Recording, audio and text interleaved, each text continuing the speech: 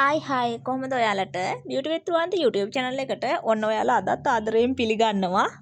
ඉතින් අද වීඩියෝ එක අරගෙන ආවේ ඔයාලා හැමෝටම තියෙන ප්‍රශ්නයක් ගැන කතා කරන්න. ඒ මොකද්ද? හැමෝම අහන දෙයක්නේ. කෙරටින් ට්‍රීට්මන්ට් එකක් කරාට පස්සේ කොණ්ඩේ යන එක නතර වෙනවද? හැමෝටම ගොඩාක් ගෑන් ළමයින්ට මේක තියෙන ප්‍රශ්නයක් තමයි. අනේ අපේ හිස කෙස් වැටෙනවා. මේ කෙරටින් එකක් කරොත් මේක නතර වෙයිද? මොකද්ද ඇත්ත? බලමු මොකද්ද ඇත්ත කියලා. ඉස්සෙල්ලම බලමු කෙරටින් ට්‍රීට්මන්ට් එකක් කියන්නේ මොකක්ද කියන එක. කෙරටින් කියන්නේ අපේ හිස කෙස් වල තියෙන ස්වභාවිකවම පවතින ප්‍රධාන ප්‍රෝටීනයක්. ඒක ඔයාගේ හිස කෙස් වලට, ඒ කියන්නේ හිස කෙස් වල ශක්තියට, දිලිසීමට, නිරෝගී බවට බලපානවා. ඉතින් අපේ මේ හිස කෙස් වල තියෙන ශක්තිය, දිලිසීම නැති වෙලා යන්න බලපාන ප්‍රධානම සාධකය තමයි අපේ හිස් කබලේ තියෙන කෙරටින් කියන ප්‍රෝටීන් එක නැති වුනහම. මේක වෙන්නේ හිරු එළිය, රසායනික ද්‍රව්‍ය, එතකොට පරිසරයේ වෙනස්කම්, පරිසර දූෂණය වගේ අපේ එදින්දා දෛනික ජීවන රටාව නිසා අපේ ස්වභාවික කෙරටින් නැති වෙලා යනවා. ඒ නිසා තමයි අපි පිටතින් කෙරටින් එකක් හිසේ තැන්පත් කරලා ඒ හිස් තැන පුරවන්න උත්සාහ කරන්නේ. කෙරටින් ප්‍රතිකාරයෙන් කරන්නේ මොකද්ද? ඊළඟ කාරණාව. කෙරටින් ප්‍රතිකාරයෙන් කරන්නේ මේකෙන් වෙන්නේ අපේ හිස්සේ කෙස් ගස්වල තියෙන සිනිඳු, දිලිසෙන, මේ රැලි වගේ තියෙන පෙනුමක්, නැත්නම් හිස කෙස් වලට අපේ ආවේනික පෙනුමක් තියෙනවනේ. දිලිසෙන්න, රැලි හෝ ඍජු හෝ මොකක් හෝ ඒ කෙනාට ආවේනික හිස් ඒ කියන්නේ හිසේ කෙස් ගහේ පෙනුමක් තියෙනවා. මෙන්න මේ පෙනුම ලබා දෙනවා. ඒ වගේම තමයි මේ ප්‍රතිකාරයෙන් නැතිවෙච්ච ප්‍රෝටීන් එක පුරවලා දුර්වල කොණ්ඩේ නැවත ශක්තිමත් කරලා ප්‍රාණවත් කරනවා වගේ දේකුත් කරනවා.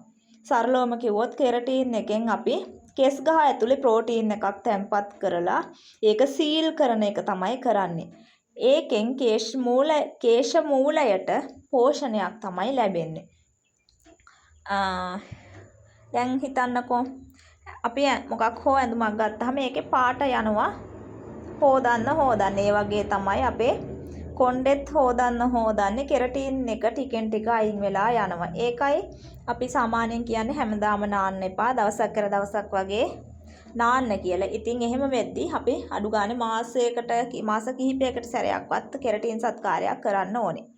එතකොට ඊළඟ දේ තමයි එහෙනම් ඊගාවට කොණ්ඩේ කලර් දාද්දි කෙස් ගහේ පිට සවිය.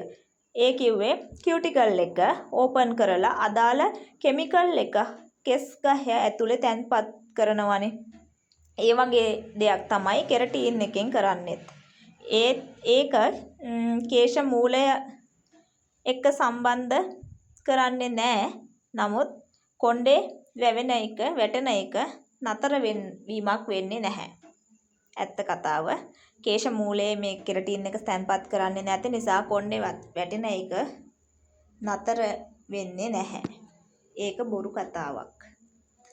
කෙරටින් එක සම්පූර්ණයෙන්ම හිස කෙස් පිටතට සීමා වෙන ප්‍රතිකාරයක් විතරයි. කියන්නේ කෙස් ගහේ පිටතට සීමා වෙන ප්‍රතිකාරයක් විතරයි. කෙරටින් ප්‍රතිකාරයෙන් අපිට අපේක්ෂා කරන්න පුළුවන් මොනවද? මේකෙන් ලැබෙන්නේ සිනිඳු, දිලිසෙන, රැලි රහිත හෝ රැලි සහිත. මොකද අපේ කෙස් ගහට ආවේනික පෙනුමක් තියෙනවනේ. අපිට ඒ පෙනුම ගන්න පුළුවන්. අනිත් එක තමයි ගොඩාක් රැලි තියෙන කොණ්ඩයක් නම් ඒ රැලි අඩු වෙලා අලංකාර පෙනුමක් ලැබෙනවා. ඝනකම වැඩි වෙනවා.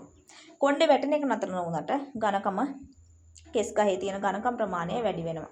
කෙරටින් එක ස්ට්‍රේටින් රීබ්‍රෝඩින් එකක් නෙමෙයි. විශේෂයෙන් මතක තියාගන්න ගොඩාක් දෙනෙක් අහනවා කොණ්ඩේ ස්ට්‍රේට් වෙනවද කියලා. ස්ට්‍රේට් වෙන්නේ නැහැ. මේක ස්ට්‍රේට් එකක්වත් රීබෝඩින් එකක්වත් නෙවෙයි. ඩීප් කන්ඩිෂනර් එකක් වගේ එකක්. ප්‍රතිඵලයේ පුද්ගලයන්ට වෙනස් වෙනවා. හොඳ ප්‍රතිඵලයක් ලැබෙන්න නම් ඔයාගේ කොණ්ඩේ තත්ත්වය සහ පරිස්සම මත විශේෂයෙන් කියන්න ඕනේ. නමුත් කෙරටින් ප්‍රතිකාරයෙන් කොණ්ඩේ වැටෙන එක නතර වෙන්නේ නැහැ. ඒ වගේම හිස කෙස් හැලීම අඩු කරන එකකුත් නෙමෙයි. මේක කේශ මූලයට නෙමෙයි, කෙස් ගහට පමණක් බලපාන සත්කාරයක් කියලා ඔයා අනිවාර්යයෙන්ම මතක තියාගන්න ඕනේ. ඊළඟ කාරණාව තමයි කෙරටින් එකක් කරාට පස්සේ මතක තබා ගත යුතු දේවල් මොනවද? මේක රූපලාවන්‍ය ශිල්පියාගේ උපදෙස් අනිවාර්යයෙන්ම අනුගමනය කරන්න ඕනේ. ඊළඟට ෂැම්පූ එකක්, ඒ කියන්නේ ගොඩාක් සැර ෂැම්පූ එකක් භාවිතා කරන්න එපා. ඒ වගේම තමයි මේ ඔයාට පුළුවන් නම් ටිකක් ඩ්‍රයි වගේ ෂැම්පූ එකක් භාවිතා කරන්න. මොකද වැඩි සේදුම් වලින් මේකේ වලකින්නත් ඕනේ. ඒකෙන් කෙරටින් එක ඉක්මනින් ඉවත් වෙන්න බලනවා. නිතරම හොදනවා කියන්නේ කෙරටින් එක හරි ඉක්මනට ඉවත් වෙන්න බලනවා. ඒ නිසා තමයි පොඩ්ඩක් සේදීම වළක්වා ගන්න කියන්නේ. සරලවම කිව්වොත් කෙරටින් එකක් කියන්නේ කොණ්ඩෙට නිරෝගී ලස්සනට පේන්න බාහිර ප්‍රෝටීන් සත්කාරයක් තමයි.